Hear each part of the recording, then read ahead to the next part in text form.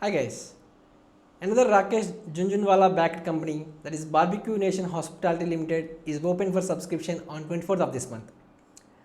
I think there is no need of separate intro for this company, as most of us know this is the India's largest and most favorite restaurant chain, and for most of the new corporate employees the first thing that comes to their mind for team dinner will definitely be the barbecue. And I still remember my first team dinner in barbecue way back in 2019, which was a great experience. So coming to this IPO, should we subscribe? Will there be any listing gains? How grey market was reacted? And will the investment be viable for long-term perspective? To answer all these questions, let's quickly jump into the company details, financials, SWOT analysis. This is CA Kavin Mahesh and welcome to Financial Hacker.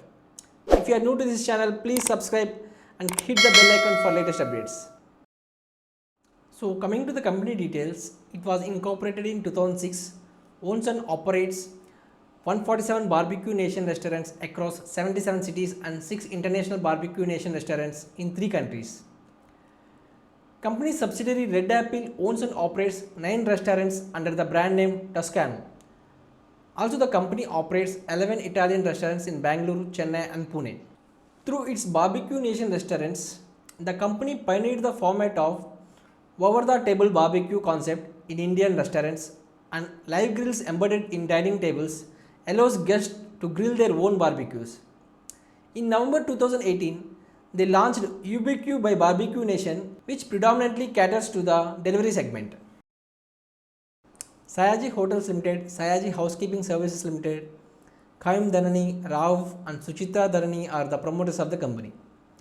As on the date of red herring prospectus, they together hold 1,31,43,968 equity shares, representing 38.72% of the share capital of the company. So, company's 452.87 crore maiden offer will open for subscription on 24th of this month and closes on 26th March.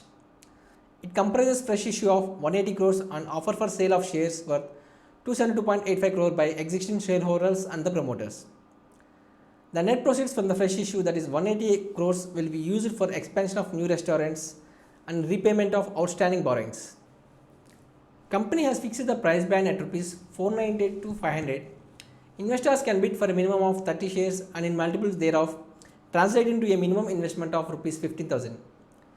And a retail investors can bid up to 13 lots, that is 390 shares with an investment of 1,95,000. And the company has set the subscription limits as not less than 75% of the net issue for QIBs and maximum of 15% and 10% for non-institutional investors and retail investors respectively.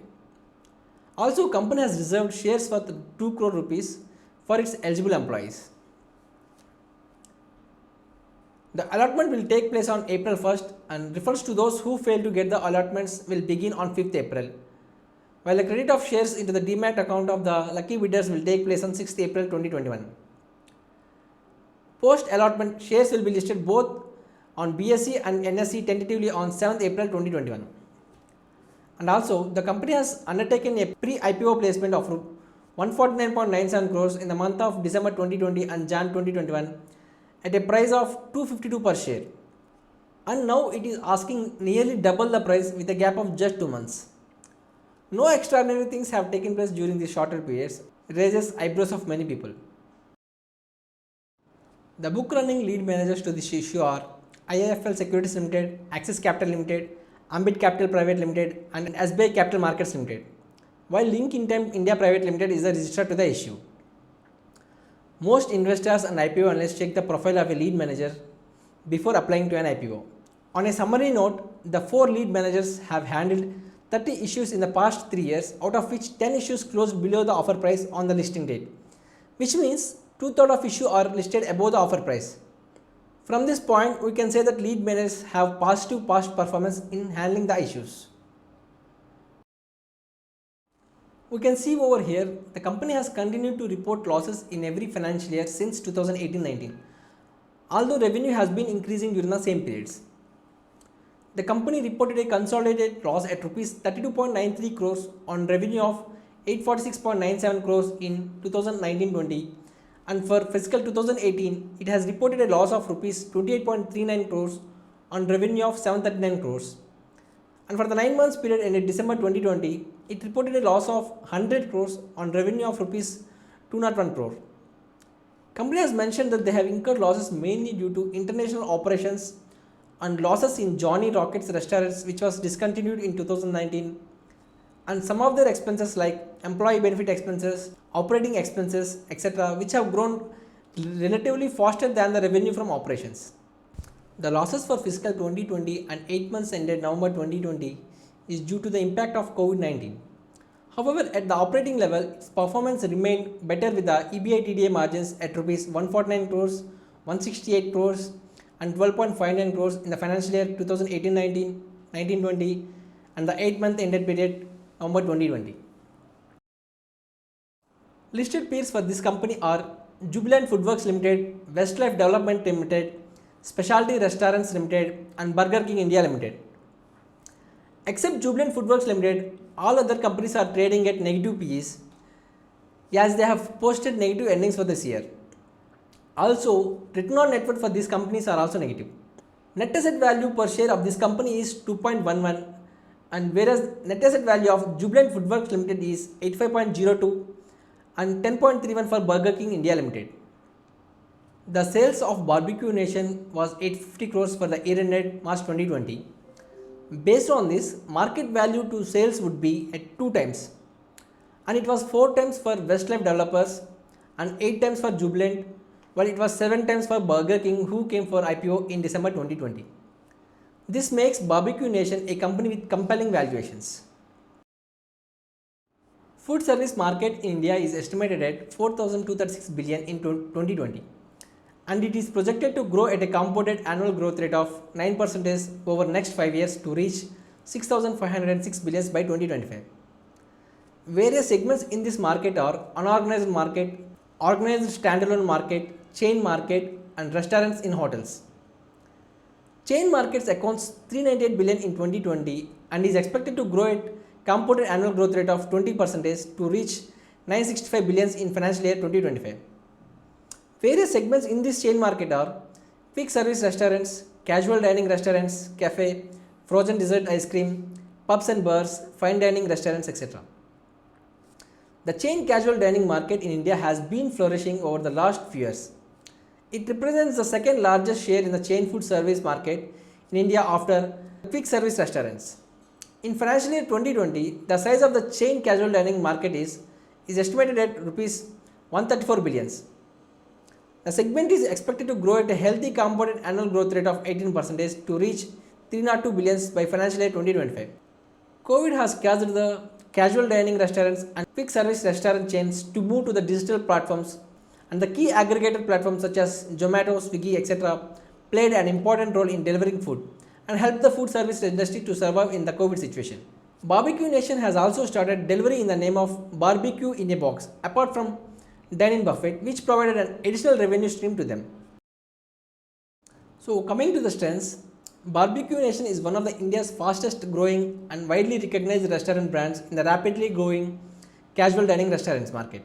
You can see over here the number of restaurants has increased from 79 in 2017 to 147 by December 2020, and cities coverage also increased from 40 to 77.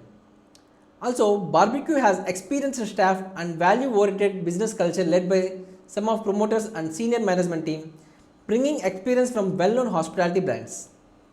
Also, if we see the financials, it has a healthy financial position with a proven track record of revenue growth. Also, it has a diversified offerings for both vegetarians and non-vegetarians. Impact of COVID-19. The outbreak of the 2019 novel coronavirus pandemic as well as the Government of India measures to reduce the spread of COVID-19 have had a substantial impact on the restaurant operations, and the timing of how long the COVID-19 pandemic and the related GOI measures will last is still uncertain. This will have a negative impact on the company's operations. Concentration of revenues. For the period ended March 2020, almost 38% of the total revenue from operations received from Delhi, Mumbai and Bangalore cities. Any adverse developments in the competition will have direct impact on the business prospects, financial condition and results of the operations. Operates in a highly fragmented industry, and the repeat business in this industry is tough to maintain as customers will have numerous options. incurred continuous losses from recent financial years. Mainly, the management has said that these losses are due to the losses in international operations and Johnny Rockets restaurants, which is a past subsidiary of the company, and relatively faster growth in employee expenses, operating expenses compared to the revenue from operations. Losses of subsidiaries and group companies. You can see over here the losses made by their subsidiaries and group companies. It will have definitely a negative impact on the company's business prospects and financial condition. NAA authority, that is National Anti-Profiting Authority, has issued a notice to the company with respect to alleged profiting amounting to 325 million under section 171 of GST Act. If any adverse order is passed against the company's GST registration may be cancelled and may require to pay monetary penalty, etc. This will have definitely an adverse impact on the business prospects. One of the promoters and directors of the company, Rauf Danani, is involved in a criminal proceeding and in an insolvency proceedings. Any adverse decision in these matters may have an indirect impact on the reputation and business of the company. And also, there are certain outstanding civil and tax proceedings against the company and directors. Unable to defend the same will lead to payment of around 30 crores, which will have an adverse impact on the business prospects, financial condition, and also reputation of the company. On a closing note, here are the key points to be considered before subscribing to the issue. As I have already mentioned, it is one of the leading casual dining restaurant chains in India.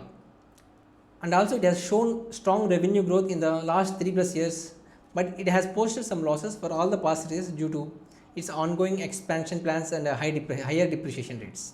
And also due to the second wave of the COVID-19, immediate future of this industry appears gloomy. And however, Rakesh Jhunjhunwala's investment firm Alchemy Capital holding 1.69% in this company is creating some buzz in the stock market. Recent Nazara Technologies IPO, where Rakesh was holding a stake, was oversubscribed by 175 times. And if you see, it made a pre-IPO placement of at rupees 252 per share just 2 months before, that is in the month of Jan, and now it is asking 498 to 500 per share, which is nearly double the price. And other points to be considered is there is a dull demand for barbecue shares in the grey market as the company belongs to COVID hit industry. Considering all this and a negative PE, only risk-savvy investors may consider parking their hard-earned money at their own risk. We strongly advise you to make proper research before making any significant investment decisions. That's it for today, guys. Hope you learned something new. If you like the video, please share with your friends and don't forget to share and subscribe to my channel, Financial Hacker. Thank you, guys. See you.